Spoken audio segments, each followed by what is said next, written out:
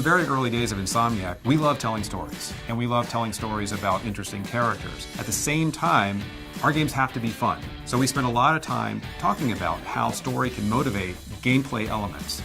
In Ratchet and Clank, when you are moving through the worlds and using brand new gadgets that you've earned, there's usually a story behind the gadget. And players realize that along the way, as they are leveling Ratchet up or earning more bolts to buy new weapons, they're also seeing Ratchet on an emotional arc.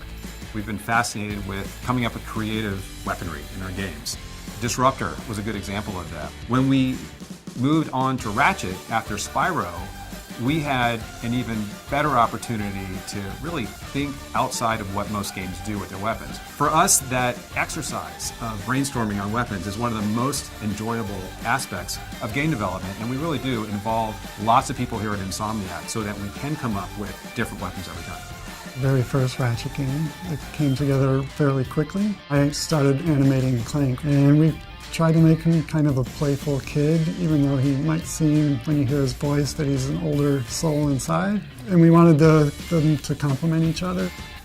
On Ratchet, we have these grind rails where the player jumps on and is kind of grind railing. A lot of that is a mixture of modular pieces, but they're twisting and winding.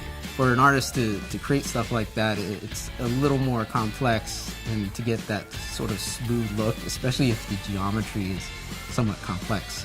In Maya, there's a great feature called Motion Path, and we use that to create geometry. It follows and constrains to that path, so we could literally create a spline and it'll follow that. Just so user-friendly, it's very powerful. It can do so much. The rigging of the characters has changed so much. It's so much more complicated. And Maya can handle, all of the new characters and deformers and everything that's required in today's, game industry. Maya is definitely the way to go.